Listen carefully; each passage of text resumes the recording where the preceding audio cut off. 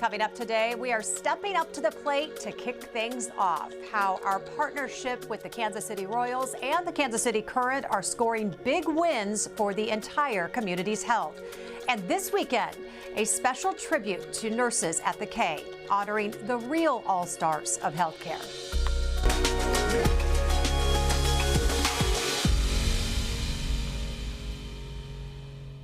Good morning, I'm Jessica Lovell, and welcome to the Morning Medical Update. It is a big weekend ahead, from the ballpark to the soccer pitch. The Kansas City Royals are honoring nurses at the Kaye, while our care teams are there for the players as well as the fans in the stands. And the Kansas City Current are turning every goal into something even bigger, helping women get a simple heart test that could save lives. But first, we want to get to our morning rounds, a new way to treat pain without opioids. Joining us is plastic surgeon Dr. Richard Korentager. Dr. Kaye, good morning. Good morning. Good to see you. So I want to ask you about Journavx. What is this, and how does it help treat pain? Journavx is a unique and the first of its class of a new kind of painkiller that's been approved by the FDA for moderate to severe pain. The big difference is that it impacts what are called the sodium channels in peripheral nerves right near the what's called the dorsal root ganglia. Basically what it does is it stops those signals from going up to the brain where we perceive pain. The big difference is that a lot of the medications that we use for severe pain, things such as opioids, have got a lot of potential problems. We know that they are, major problems with addiction, but nausea, vomiting, constipation, foggy mind, all of those different things. With Journavx, since it works with these sodium channels at the peripheral, or the nerves outside the spinal cord, you don't see any of that. So it's a pretty unique drug in that respect.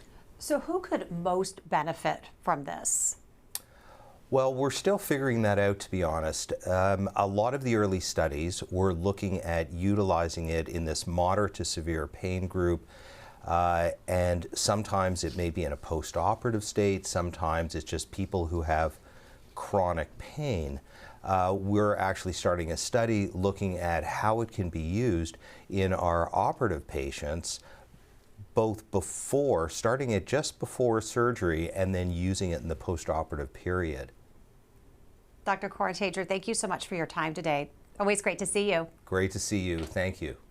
Well, let's go live now to the Kaye, where we are joined by Mark Puno. Mark is a health system emergency department nurse who is also a community partnership team lead. Mark, good morning. Good morning. How you doing? I'm good, thank you. So glad you're with us today. So why was it so important for the Royals to create an event specifically honoring nurses? I think it's because of the services or the things that we do for not just for the hospital but for the community. We obviously we care so much about our patients in the emergency department, and also the partnership here at the Kaye. It's great. We can extend those services all the way out here. Mark, can you tell us about the care that you and your team provide for fans during the games?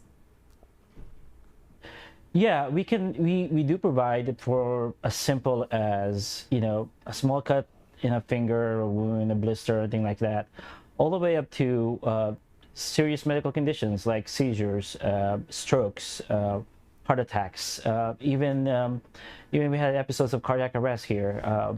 So we are ready for those, for a simple or to the most serious stuff. Mark, if someone needs medical help during a game, where do they find you? Where should they go? Well, we have two first aid stations here at the Kaye. We have one at Plaza level, which is the main first aid station, and also there's one upstairs in the view level. Patients can walk in as needed. We're staffed it before gates, and then all the way about 30 to 45 minutes after the last pitch. And but if we need if we needed to be on the stand, we are dispatched to go to the area where medical care is needed. So our response team, which is composed of 2 personnel, we'll go to the site or to the area where we need it, and we can either provide care there, we can start it there, and either we treat and release, or if it's more serious, we can take those patients to the first aid station so we can further evaluate and treat, and if needed, transport out. Well, Mark, it's a big job taking care of all those fans out there at the stadium. So we thank you for all that you do, and thank you for being with us this morning. Thank you. Appreciate it. Have a good day. You too. Well, now we want to turn our attention to heart health and a cardiac calcium score. It is simple. It's a simple test. It just takes a few moments, and it can save your life. Joining me now is Kaye Ness, a cardiac score educator, and Catherine Jacobson, whose story shows just how powerful this test can be. Ladies, thank you so much for being with us. Thank you. Good to see you. Kaye, I want to start with you. Explain to folks what a cardiac calcium score is. So it's a preventive screening that will detect hard plaque in your coronary arteries. So over time, if we have soft plaque that hardens, it then becomes detectable on our screening. So it really is looking for that plaque, and plaque is a marker for heart disease. It's that waxy substance that can collect in our coronary arteries. So how does the test itself work? It's a really easy, quick, painless test. It takes about 5 minutes. You're going to go into a CT scanner. You'll lay flat with your arms above your head, get attached to some electrodes, and then on the main campus we do provide that consultation and immediate results afterwards. So who should be thinking about getting a cardiac calcium score, especially if they seem like they're in perfectly good health? Yeah, so the American College of Cardiology recommends men over the age of 40 and women over the age of 45 with one risk factor, such as high cholesterol, high blood pressure, prediabetes, obesity, smoking, things like that that are going to elevate your risk for heart disease. And this population often fits into that intermediate risk category that benefit the most from the information, because we use this as a tool to help decide how aggressive we need to be with lifestyle changes or treatment plan. Kathy, you did this calcium score. What led you to get this done in the first place? I have always had high cholesterol. It was genetic from my mother, and I was referred to a lipid specialist at KU, Dr. Alexander, and he asked that I get this cardiac calcium score. And I had had one before about, I don't know, maybe 20 years ago, and my score was 0, so I wasn't concerned about it. However, that's not the way it ended up this time. So when you got your results, what did that mean for the next steps in your health? After that, my score was very, very high. It was 465. And after that, I was in for a CT angiogram, and then I went in. I kept failing every test. And after that, I went in to have a stent placed. I thought one. The doctor came around to my head, because you're awake. He came around and said to me, "I'm done." And I said, "Really? That was fast." And he goes, "I didn't do anything. You need to have a bypass." And I had had no symptoms whatsoever. So a week later, I had a quintuple bypass. Totally unexpected. How did you handle that news? I mean, that must have been, like you said, unexpected and shocking, to say the least. It was, very much so. The surgery was a little scary, obviously. They go into your chest and work on your heart. But it went smoothly. There was nothing wrong. I'm recovering great. I'm about 4 weeks out, and I'm doing great. And here you are, and we're so glad. Yes. So glad that you got that score. Yes. Speaking of the score, Kaye, what is it? What did you say your cardio score was? Originally it was 0. It was 0. 20 years or so and ago. Then it was 465. Kaye, what should it be? Well, it really, 0 is optimal. 0 is optimal, okay. Now, the probability of having a score is going to go up as we age. It's one of those non-modifiable risk factors that we have. I look at every risk factor as a layer, and the more layers we have, the higher the risk of having a higher score. Why is this considered such a game changer when it comes to early detection of heart disease? I think Kathy has just explained her story, and I think we just nailed it. Right, and really, I mean, this is a tool. I mean, this scan is available, and it's easy, it's painless, and now it's really affordable. But it's just a great tool that we have to help decide on next steps on clinical management. Kathy, you go through this triple bypass surgery 4 weeks out.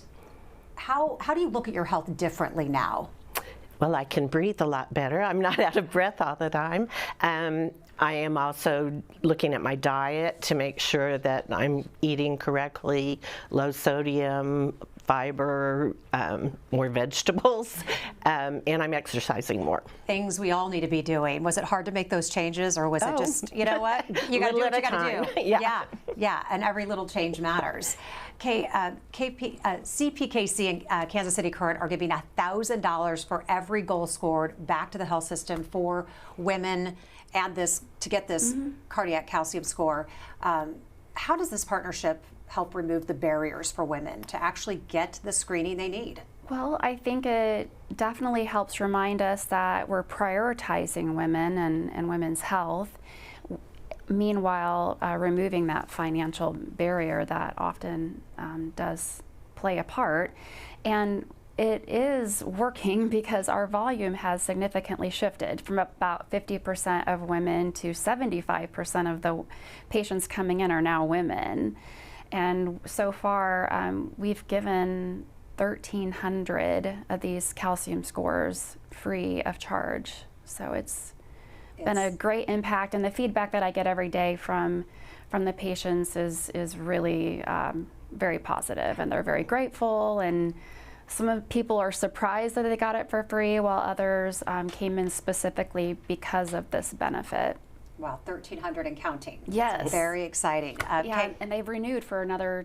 I mean, we've got renewals, so we've got this going on for quite a long time. That's terrific news. Kaye and Kathy, thank you so much for being here. We'll get back with you in just a moment, but let's go live now to CPKC Stadium, the home of the Kansas City Current, where this partnership is making an impact every single game. Missy Jenkins is Senior Vice President of Commercial at KC Current. Chad Becker is Chief of Staff with CPKC. Good morning to both of you.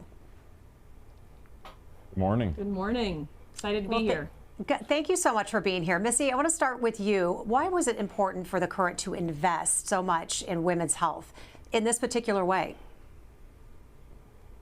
Yeah, it's a great question. I mean, at its core, we are a women's sports team. So women's health and promoting the longevity of women is obviously very important. So in early conversations with CPKC, it became very clear that heart health was a priority of theirs. So what better way than to bring our priority of supporting women's health, their priority of supporting cardiac health, and bringing those two things together through this really exciting program, and then bringing another partner, the University of Kansas Health System, into the fold, into this really awesome opportunity to support cardiac health. Well, we are sure glad to be a part of it. And Chad, why is heart health in particular such an important initiative for CPKC? Well, good morning. And you know what, I just want to say it's important to us at CPKC because it can impact any of us at any time, which makes it important to ensure that our employees, their loved ones, and the communities we live in are as healthy as possible. Since 2014, our CPKC as Heart program has helped raise over $73 million to support various heart health programs, such as pediatric cardiac care to life-saving research and early detection programs. And it's just one of our ways to giving back to the communities we operate within North America. Missy, what's been the response from fans, knowing that every goal is helping women get access to this type of screening? Yeah, fans have been so receptive and excited about this initiative. We're very lucky we get to score a lot of goals here at CPKC Stadium and away. And so the ability to take what is a fun moment at the stadium and then align it with such an important cause is one that I think has been really important and exciting for our fans. You know, you've seen across the NWSL several instances of cardiac emergencies on the field and off the field. And so the fact that we're able to bring what is a exciting moment at the stadium and align that with such an important cause and really create a catalyst for this important conversation around cardiac health, I think it's a really great opportunity that we have and a platform that we're able to really elevate. I want to touch a little bit more on that, Missy. How does this campaign really help start that conversation, as you mentioned, that might not otherwise happen? Yeah, it's a great question. Obviously, talking about your health and talking about health in general can be a really awkward conversation.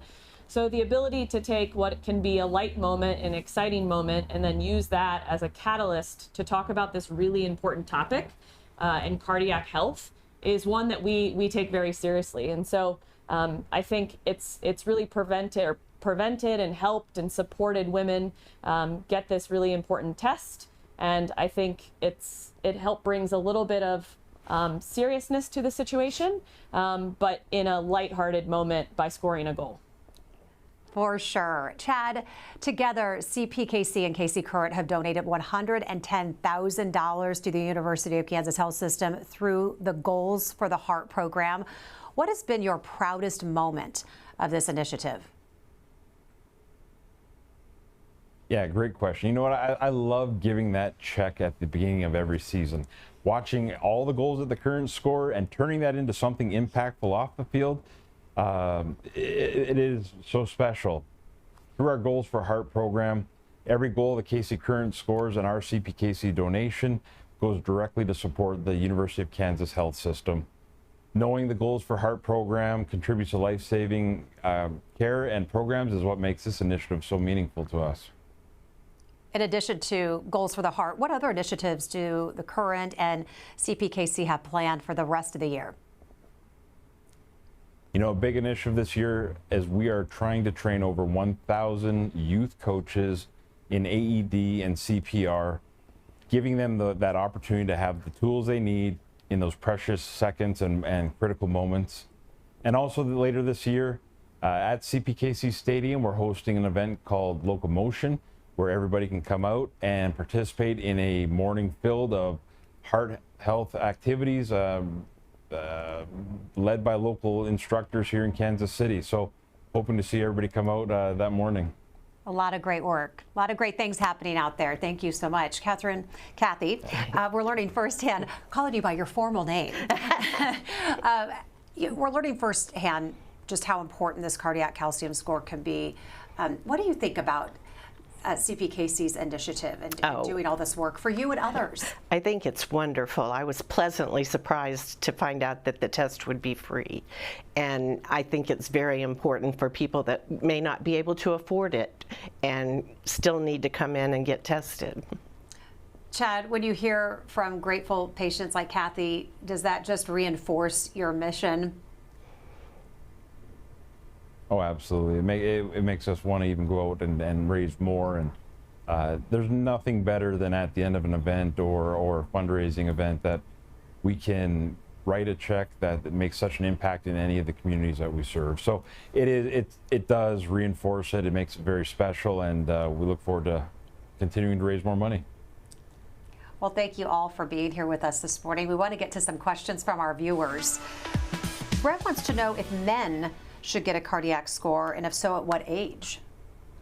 Well, heart disease is the #1 cause of death in men and women, so men age 40 and above with those risk factors are a great target.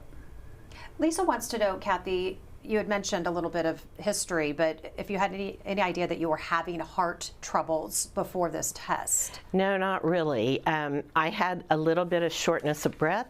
I was concerned that I possibly had COVID and didn't know it and never tested. I just put it up to, maybe I'm getting older, a little overweight. Didn't think too much about it at all. I never thought, even the doctors, every test, they told me, it's not your heart, we're just doing this to make sure. And it was. And it was. Jeremy has a question. Does a 0 or low cardio score mean no heart disease, or is it just overall less concerning? 0 is a low risk, never no risk, because this screening is checking for the hard calcified plaque. So since that probability goes up as we age to have a calcium score, even a 0 there can be issues. So it really just depends on their entire risk profile, along with any symptoms they're having. But it's still a low risk, but yeah, we would still want to look at all of the. Well, Debbie wants to know how you sign up for the test. The easiest way is to go through your primary care provider and getting that order from their provider. Christy asked, how is a calcium score test performed and what should patients expect? Kathy, maybe you could answer that for us. It was very simple. I think it took maybe 10 minutes, something like that. It's like a CT. You go into the little circle machine. There's no physical interaction. You don't have to get a shot or anything. And you just roll in and roll out and then get your score. Roll in and roll out. Do you have to go through your primary care provider? You can do it as a self-referral.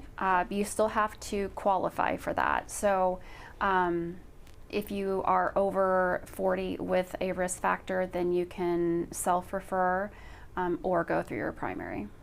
Becca is asking if this is the same as a stress test. I think when we think of testing the heart, we think of a big stress test. Right. But then Kathy's describing it as you roll in and roll out. So they sound quite different. They are quite different. So we're looking for deposits of calcified plaque with the coronary calcium score. And a stress test is going to look at perfusion to the heart. So sometimes if someone is symptomatic or they have a elevated calcium score, getting that risk factor assessment may lead to additional testing such as a stress test, which will look for blockages to the heart. And Melody wants to know how long it takes to get the results. So if you have it completed on the Rainbow, the main campus, then you will get your results immediately following your test.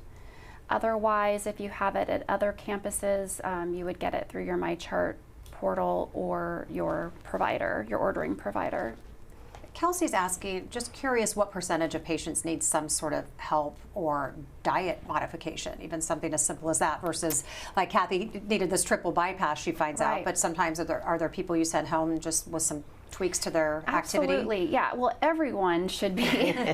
I mean, when we look at prevention and what prevents heart disease, it would be lifestyle, diet, exercise, smoking, drinking, things like that. So everyone is going to be prescribed lifestyle modifications because it is essential in helping to prevent heart disease. And then if you already have heart disease, it helps manage that disease progression, because once you have a positive calcium score, the goal then becomes to slow it down and reduce your risk of heart attack and stroke, which outside of things we can't control is going to be lifestyle and treatment plan. Kathy, I really appreciate you just sharing your story with us today. What do you want the big takeaway to be from your experience? Well, my experience is, since I didn't know that it was a problem, I think the test probably saved my life. One of the blockages I had was in what they call the widowmaker, that very few people survive that. And I was lucky that I didn't have to have a heart attack in order to find this out. Many people do. Kaye, what do you want the big takeaway from our conversation to be? Well, Kathy is really the reason why I do my job. I mean, I just truly love helping people. So getting her, help navigating her through that entire process is, because it can be very scary and overwhelming for patients. So just helping them have that initial game plan on what to do, which is one of the values that we do provide here at that main campus as well. And then I do want to also just say that if someone wants that comprehensive risk assessment, we do provide preventive screenings in cardiology to give people that deeper dive into their risk. So we have a whole preventive program in cardiology. Thank you for bringing that up. And it must just be exciting to have a full circle moment where you get to see Kathy sitting here with us this morning. For sure. Well, we want to thank all of our guests. A lot of great guests here with us this morning. We thank all of them for being here, and we thank you, our viewers, for joining us. We'll see you back here tomorrow. Convulsions, confusion, or even behavioral changes, they can all be signs of a seizure. But what's happening inside the brain to make it misfire? Hear from experts on tomorrow's All Things Brain Health, along with a patient who is finally living seizure-free. Subscribe to our morning medical update and Open Mics with Dr. Stites podcast. Now everywhere podcasts are available.